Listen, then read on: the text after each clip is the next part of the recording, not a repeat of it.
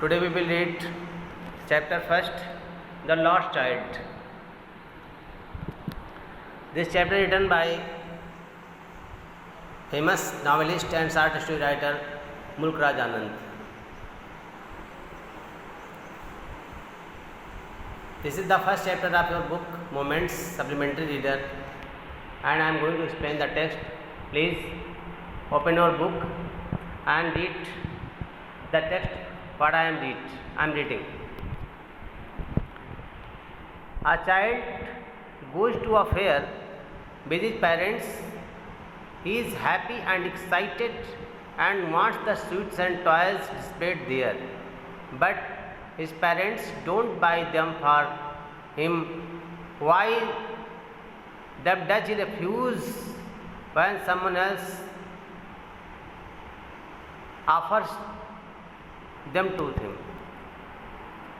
एक बच्चा अपने माता पिता के साथ मेला जाता है। वो बहुत खुश है, बहुत प्रसन्न है।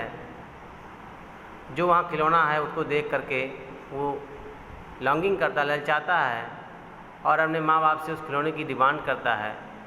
माँ बाप नहीं ले पाते हैं, लेकिन वही बच्चा जब दूसरा कोई उस खिलौने को देता है तो क्यों नहीं लेते? Read the story. It was the festival of spring. From the wintry shades of narrow lanes and alleys emerged a gaily clad humanity. Some walked, some rode on horses, others sat, being carried in bamboo and bullock carts. One little boy ran between his father's legs, brimming over with life and laughter.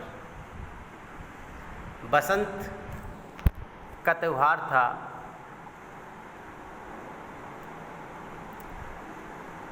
अभी सर्दियाँ ख़त्म ही होने वाली थीं। मेले का महीना था, मेला चल रहा था। कुछ लोग घोड़े पर चल रहे थे।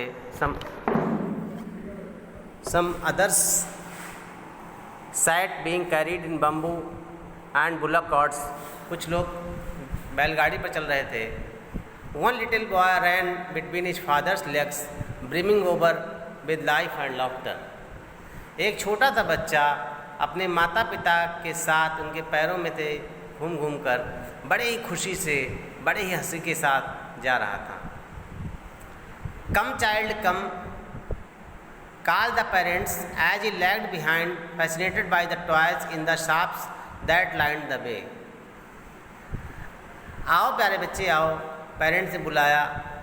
बच्चा जो दुकानें मेले में लगी थी लाइन से ना, उन लाइन की दुकानों पर जो टॉयज़ थे उनको देख करके वो फैसिनेट हो गया, आकर्षित हो गया था।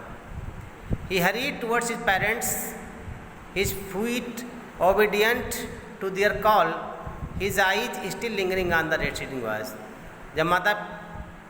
जब उसके पापा बुलाए तो चूँकि वो ओबीडियंट लड़का था चला गया, लेकिन उसकी आंखें जो हैं उसी खिलौने पर टिकी थी। जो लौट कर आया तो उसने पापा से कहा,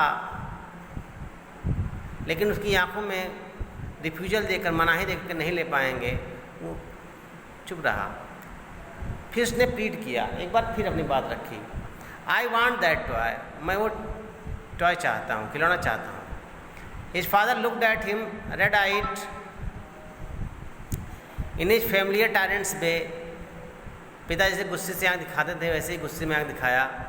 His mother, belted by the free spirit of the day, was tender and giving him his finger to hold, said, "Look, child, what is that before you?" माँ चूँकि पिघल गई इस बात से, माँ का स्वभाव नाजुक होता है और बच्चे को दूसरा दिखाती कि बेटा देखो वो क्या है। It was flowering mustard field, pale like melting gold, as it swept across miles and miles even land. ठंडी का महीना था, वही सरसों का खेत दूर तक मीलों तक फैला हुआ था, मानो किसी ने पिघला कर सोना डाल दिया हो। बच्चे का ध्यान आकर्षण अलग करने के लिए माँ उसे सरसों खेत दिखाने लगी थी। A group of dragon flies were bursting about on their gaudy purple wings, intercepting the flight of the lone black bee or butterfly in search of sweetness from the flowers. उन खेतों पर जो हेलीकॉप्टर नहीं कीड़ा होता है, उसको भले क्या बोलते हैं नाम, तो उड़ते हैं बरसात में बटरफ्लाइज, तमाम कीड़े उसके फूलों का रस लेने के मंडराते थे। The child followed them in the air with his gaze, वो कीड़े देख करके तितलियों के पीछे से बच्चे भागते हैं ना, वो बच्चा ही भागा। Till one of them would still its wings and rest and he would try to catch it but it would be flapping up into the air when he had almost caught in his hands. तितली पकड़ने के लिए बच्चा जैसे ही आगे बढ़ा, तितली फड़फड़ा कर उड़ गई। बच्चों की ये बात सुनो, इच्छा आप लोगों ने पकड़ा होगा। Then his mother gave a cautionary call, "Come child, come on to the footpath." फिर उस माँ ने कहा, बेटा रास्ते पर आ जाओ, खेत में मत जाओ। He ran towards his parents gaily, walked abreast of them for a while, being however soon left behind, attracted by the little insects and was along the footpath that were teeming out from the hiding places, enjoy the sunshine. Come child, come, his parents called the shade of a grove where they had seated themselves at the edge of wall. He ran towards him.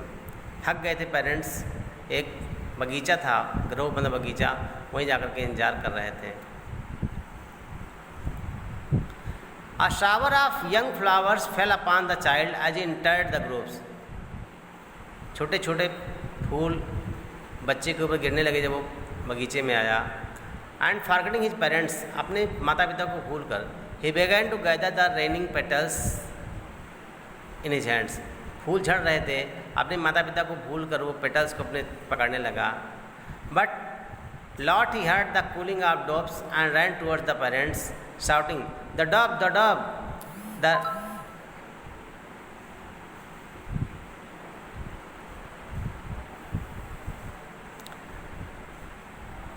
Dub कू कू कर रहे थे, वो उसको ओर दौड़ा, पाकता चिड़िया होती है। Come child come, they call to the child, बेटे हाँ इधर आओ, हाँ मत, तब माता पिता कंसर्न होता कि बेटा कहीं इधर ना चला जाए तो बुला जाते थे। Who had now gave running in wild capers round and banyan tree, gathering him by to the narrow winding footpath which led to the fair through the mustard fields. बच्चा वाइल्ड कैपर्स और banyan पेड़ के पास था और वो footpath की ओर घूम रहा था, जो फुटपाथ उससे मस्टर्ड फील्ड से होकर के मेले की ओर ले जाता था। ओके स्टूडेंट्स, इसको आप पढ़िए, अगर कोई प्रॉब्लम आ रहा है तो पूछिए, एक बार मैं फिर पढ़ा दूंगा अगर आप कहेंगे तो। Okay bye.